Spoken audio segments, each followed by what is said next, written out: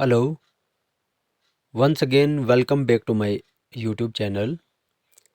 I am here with a video of JKFLN toy based pedagogy for foundational stage. It's 12th module of Nishta Diksha course of online orientation of teacher through Diksha. तो ये 12th module है। मैंने इस module को अच्छे से पढ़ा और मैं सभी टीचर्स साहिबान से उस्तादिज़ा से एक गुजारिश करना चाहूँगा कि आप मॉड्यूल को पढ़ें, समझें, वीडियोस देखें। उसमें बहुत अच्छा मटेरियल रखा गया। इस पर नेशनल एजुकेशन पॉलिसी 2020 इसमें कुछ चेंजेस लाए गए हैं। तो फाउंडेशनल लिटरेसी एंड नंबरेसी का जो एक टारगेट फिक्स करा गवर्नमेंट ने, उसके बेस पे ट्रेनिंग्स दी जा रही हैं। तो आप मॉड्यूल को देखने के बाद, समझने के बाद वो सारी चीज़ें हम लोग जैसे क्लास में इम्प्लीमेंट करते हैं वो भी करेंगे। और अगर क्विज़ में इसमें 70% मार्क्स लेना ज़रूरी है तो उसके लिए आप ये वीडियोस की हेल्प ले सकते हैं। लेकिन उससे ज़्यादा ज़रूरी है कि हमें इन कोर्सेज़ को पढ़ना चाहिए, थोड़ा सा समझना भी चाहिए। तो मैंने यहाँ पर 20 क्वेश्चंस इस क्विज़ के कंप्लीट करे हैं, जिसमें आपको 20 आउट ऑफ 20 मार्क्स मिल सकते हैं। अगर आपके कुछ क्वेश्चंस अलग से भी होते हैं तो उनको भी आप थोड़ा सा देख लेंगे। फ़िलहाल मैंने इस वीडियो में 20 क्वेश्चंस रखे हैं। तो सबसे पहले मैं यही कहना चाहूँगा कि आप लोग जो आपका मॉड्यूल है उसको थोड़ा सा पढ़ना बहुत ज़रूरी है। तो पहला क्वेश्चन यहाँ पर है, DIY एरिया शुड बी, ठीक है, well stocked with materials, neat and organised. ये आपका आंसर रहेगा। इस पे आप टिक कर सकते हैं। DIY का मतलब होता है डू इट योरसेल्फ, मतलब जो भी हमने बच्चे को क्लासरूम के अंदर एक्टिविटी करवानी है वो करना, उसमें यही रहेगा कि बच्चे को वो एक्टिविटी खुद करनी है। तो मैं थोड़ा थोड़ा यहाँ पे भी समझाता रहूँगा। अगर किसी ने मॉड्यूल नहीं पढ़ा होगा तो उसके लिए समझना बहुत ज़रूरी है, और वीडियो को स्किप करोगे तो वो चीज़ आप यहाँ पर मिस कर सकते हो। ठीक है। The history of toys are take back to, जो खिलौनों की हिस्ट्री थी वो इंदस वैली पीरियड से, इंदस वैली सिविलाइजेशन भी जिसे कहते हैं, कि वहाँ से चलती आ रही है। वहाँ भी एक जो एक कल्चर था बच्चों का खेल खेल में पढ़ाने का, तो वहाँ से चलता आया था। ठीक है। तो ये क्वेश्चन यहाँ पे फिर से एक रिपीट हो गया। DIY एरिया शुड बी, मैं इसी के बारे में बात कर रहा था कि डू इट योरसेल्फ।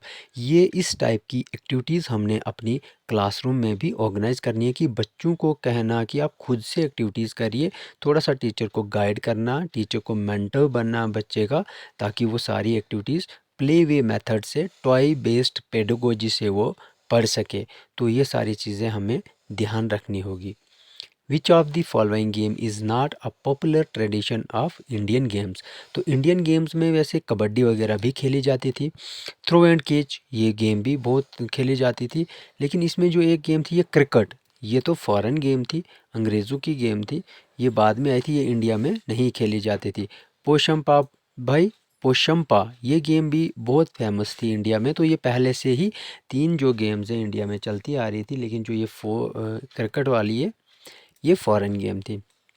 तो आपका सही आंसर क्रिकेट वाला रहेगा, क्योंकि इन्होंने पूछा not. Which of the following should not be consideration while choosing any material toys for children.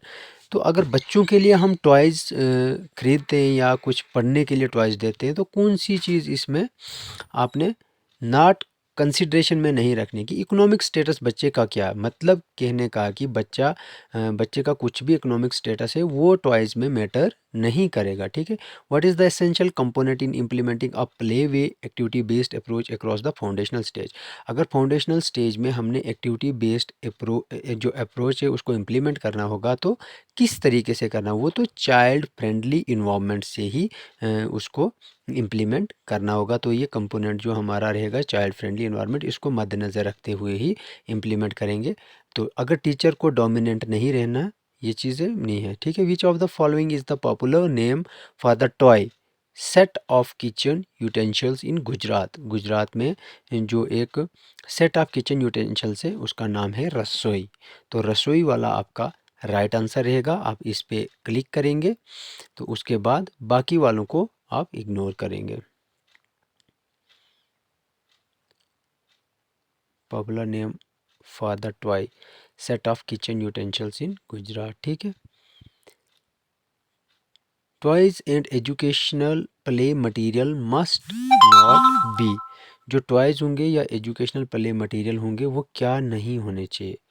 Link to all children's interest, ये होने चाहिए बच्चों के इंटरेस्ट से जुड़े होने चाहिए। Aligned with learning outcomes, learning outcomes मतलब जो हम पढ़ाते हैं उसका क्या आउटकम रहेगा उससे भी जुड़े रहने चाहिए, लेकिन कल्चरली इरिलीवेंट नहीं होने चाहिए। तो ये सही आंसर रहेगा, डेवलपमेंटली अप्रोप्रिएट तो होने चाहिए भाई, ट्वाइस इरिलीवेंट नहीं होने चाहिए। ठीक है, set puzzles help in learning the concept of seriation. ठीक है, इसमें एडिशन, क्लासिफिकेशन, सब्ट्रैक्शन, तीन ऑप्शंस जो हैं सेम सेम, ये इसके सही आंसर नहीं है, लेकिन सेरिएशन जो है ये set puzzle help in learning the concept of, ये चीज़ सेरिएशन इसका राइट आंसर रहेगा।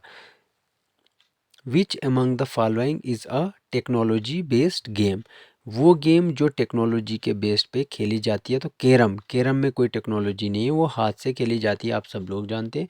वीडियो गेम, ये आपका राइट आंसर रहेगा। वीडियो गेम जो है हमारी टेक्नोलॉजी बेस्ड गेम रहती है। ठीक है, मार्बल गेम भी नहीं और इसमें लूडो वाला भी नहीं रहेगा। तो इन चार ऑप्शंस में से आपको वीडियो गेम वाला ऑप्शन फिलहाल सही है। ठीक है, वे is helpful in the development of language and thought, जो प्ले है, जो खेल कूद है, वो बहुत हेल्पफुल रहता है कि इंसान की लैंग्वेज को डेवलपमेंट करने के लिए या उसके थॉट को। तो इसने ये किसने कहा था, इन चार ऑप्शंस में से राइट आंसर तो पहले से ही मैंने सिलेक्टेड रखे हैं ताकि आपका टाइम वेस्ट ना हो, लेकिन थोड़ा सा वीडियो सुनना आपके लिए ज़रूरी है, कुछ कुछ चीज़ें सीखना ज़रूरी है। अगर आपने अच्छे से मॉड्यूल को पढ़ा तो फिर आप स्किप कर सकते हो, अगर मॉड्यूल को अच्छे से नहीं पढ़ा है तो ये सुनना भी आपके लिए ज़रूरी रहेगा। ठीक है, play centre created for young children should have toys and age appropriate manipulative and materials, जिस हिसाब से मतलब जितनी एज बच्चे की होगी उसकी एज के अकॉर्डिंग ही टॉयज भी रखने होंगे। ठीक है, तो पहले वाला आंसर इसमें सही रहेगा। उसके बाद the objective of introducing toys across the foundational stage is, foundational stage होता है बेसिक स्टेज जो बच्चे के लिए बनाई गई है। तो उस स्टेज के लिए अगर हम एक ऑब्जेक्टिव रखते हैं कि टॉयज़ को इंट्रोड्यूस करना, ठीक है, तो उसके लिए क्या, to promote experiential learning from the early stage, early age, तो छोटी सी एज से ही एक एक्सपीरियंशियल मतलब एक्सपीरियंस बेस्ड लर्निंग बच्चे खुद एक्सपीरियंस करते हैं कि कौन सा टॉय मतलब बनाने में उनको हेल्प लगती है। मतलब टॉय कोई भी बच्चे बनाते हैं तो एक एक्सपीरियंस बनता है, तो एक्सपीरियंशियल लर्निंग इसलिए कहा गया। ठीक है, DIY का फुल फॉर्म बताया, ये मैंने आपको वीडियो के शुरू में भी बोला था कि डू इट योर सेल्फ। तो इसमें सेम सेम आंसर रहते हैं, यहाँ पे ऊपर नीचे टिक हो जाता तो आपका क्वेश्चन गलत हो जाता। तो ध्यान से इसको भी आपने करना कि DIY का जो कंसेप्ट है गवर्नमेंट ऑफ इंडिया ने लॉन्च करा कि जो भी एजुकेशन होगी बच्चे की वो सेल्फ डूइंग से होगी, do it yourself. What age children start demonstrating their willingness to play, कौन सी एज से बच्चा ये अपनी विलिंगनेस शो करता है कुछ डेमोन्स्ट्रेट करने के लिए, कुछ लर्न करने के लिए विद अदर इन मैनर, कहते हैं 6 to 8 year.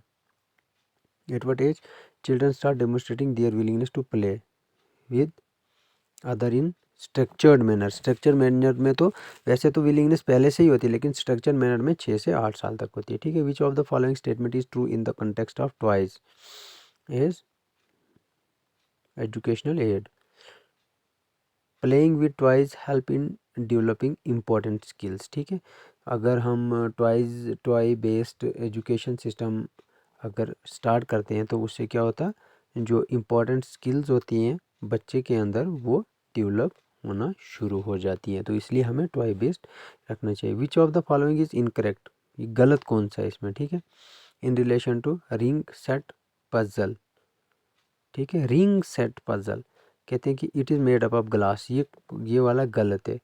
Can be use to develop the fine motor skills, ये ठीक है। इनहेंस ग्रॉस मोटर स्किल्स, ये भी ठीक है। Improve understanding of colour shape etcetera, ये सारी चीज़ें होती हैं, लेकिन it is made up of जो ग्लास है, ये वाला ऑप्शन आपने लिखना, क्योंकि इन्होंने नॉट ट्रू बोला था। Which is true amongst the following, इन 4 ऑप्शंस में से ट्रू वाला ऑप्शन कौन सा है? Toy help children to learn about themselves, ठीक है, जो टॉयज़ होते हैं बच्चे को हेल्प करते हैं कि वो अपने आप के बारे में भी कुछ लर्न करे, सीखे।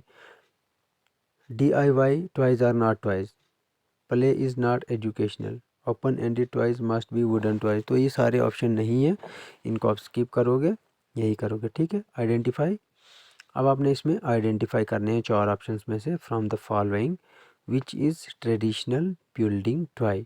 जो ट्रेडिशनल बिल्डिंग टॉय कौन से होते थे? जैसे बिल्डिंग जैसे बच्चे बनाते थे ना, तो वो जिग्सा पजल्स वगैरह हैं, जहाँ से बच्चे ट्रेडिशनल बिल्डिंग टॉयज़ इनको बोला जाता था, ठीक है।